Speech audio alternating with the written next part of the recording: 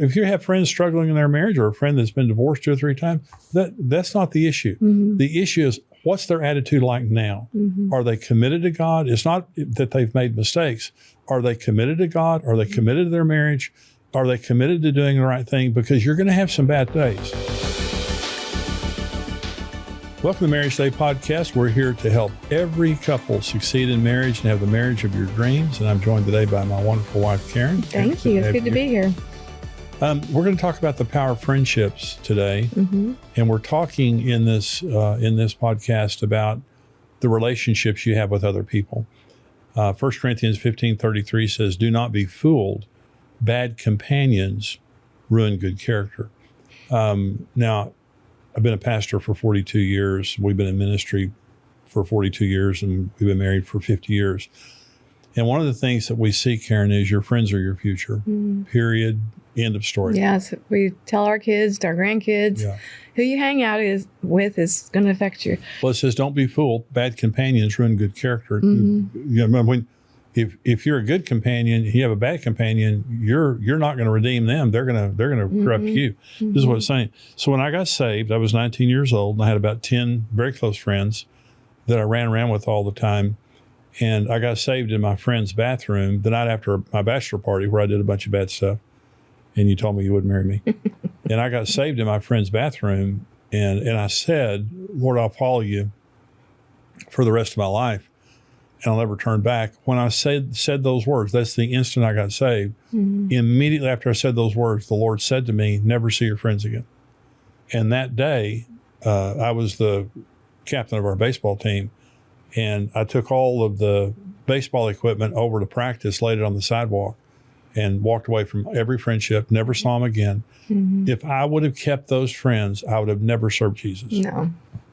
Of that group of friends, I don't know one of them who is a Christian, and 2 of them are dead from alcoholism. They died in their 30s.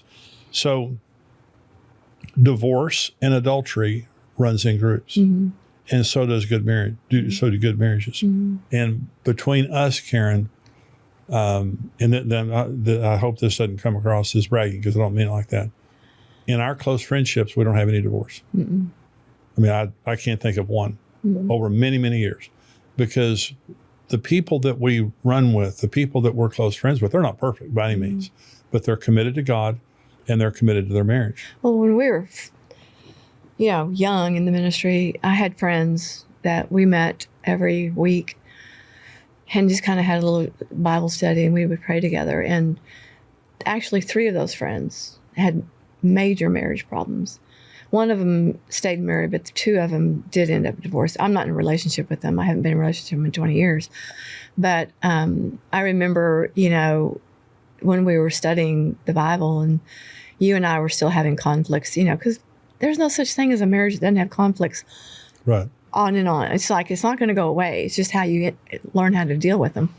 So you and I were not getting along that great. And so you were under stress with the church, and a lot was going on. And I would meet with these girls. And I remember one day, one of these meetings, they were saying, people just need to love. It's all about love. And, we just want to be loved, blah, blah, blah, blah. And so you and I were having a fight. And I remember telling you, well, if you just loved me like Jesus did, we wouldn't have these problems. It's because you're not loving me. OMG. I'll never forget how you gave me the look of, woman, don't you ever tell me. It was not good, because, I went into it with the spirit of, I'm better than you and you need to love me like Jesus. Well, let me give my side of the story.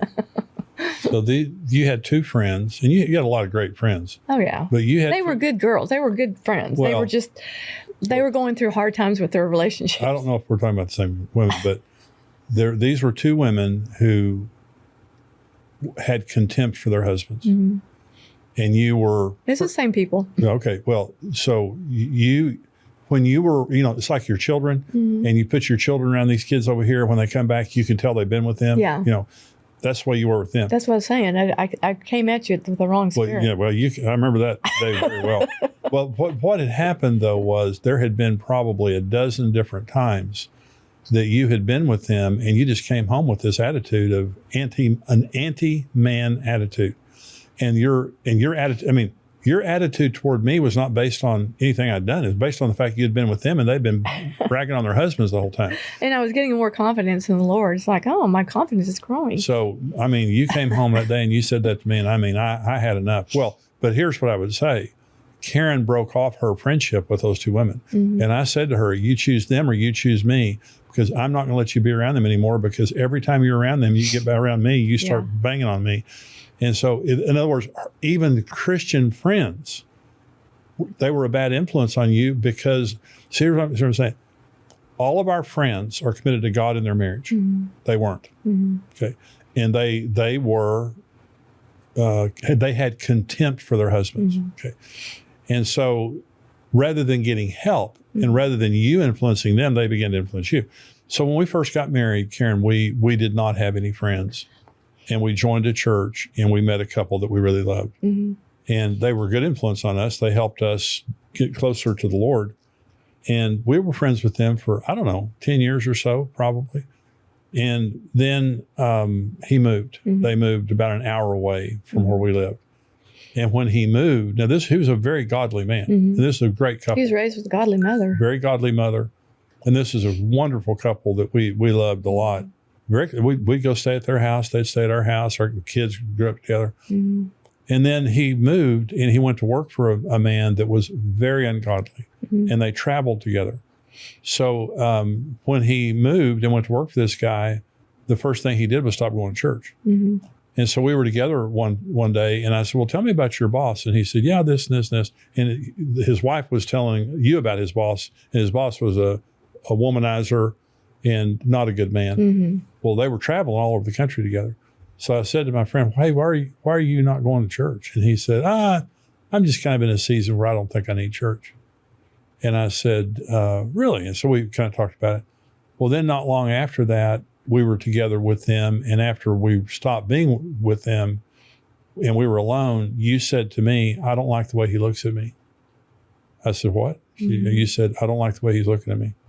And I thought, well, that's eerie. You know, I've got a friend sitting there looking at my wife like that. Then I get a call one day and I can hear these children screaming in the background, Daddy, don't leave.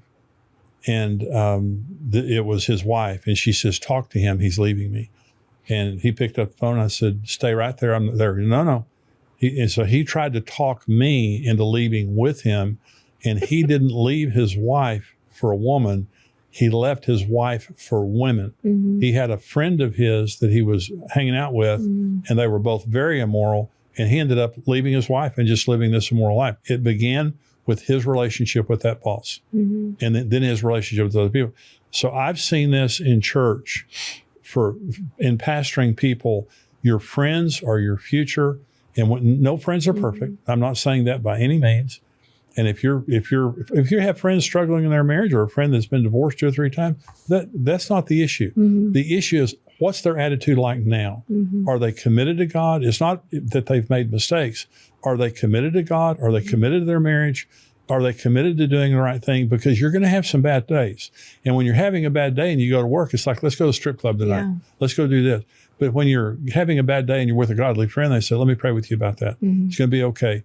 And so your friends are your future. And so you want personal friends and couples who love Jesus. They're committed to their marriages. They're committed to church and accountability, and they encourage you to do the right thing. I don't have one friend in my life that if we were having marriage trouble, they would encourage me to do the wrong thing. Yeah.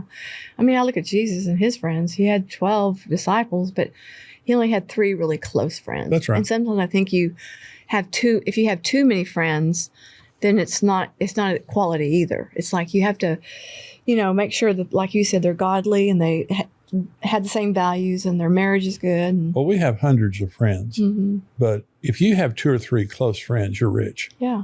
And we both have, a circle of 2 or 3 really godly close friends. And I'm saying church is the best place you're going to find your best friends, period.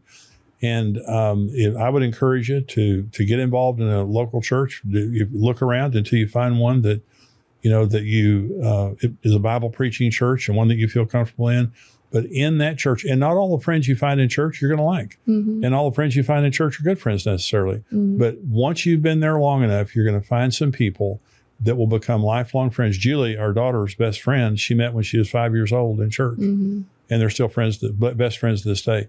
So if you have bad friends, get away from them. And you don't have to go to them and say, you're a bad friend and I want to see you again. What you can say to them is, I'm committing my life to the Lord, and I'm seeking His will for my life. And if that's what you want, great, come with me. If not, I won't be able to have this friendship with you anymore. Or just distance yourself from them. But it doesn't have to be a mean thing that you do. It's self-protective. Don't sacrifice your future and the future of your marriage for an unhealthy friendship.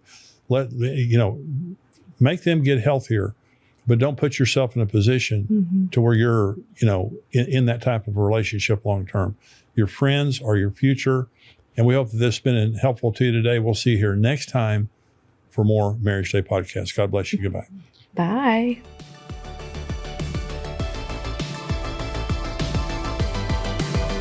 Hey, this is Brent Evans with XO Marriage, and I want to thank you for listening to the Marriage Today podcast. We believe your marriage has a 100% chance of success if you do it God's way. If you enjoyed today's teaching and want to keep learning, hey, subscribe to the Marriage Today podcast and take some time to leave us a review. Your reviews help us spread the word and can encourage someone else in need. For more great marriage content, check out xomarriage.com, where you can see all of our marriage building resources, articles, and live events.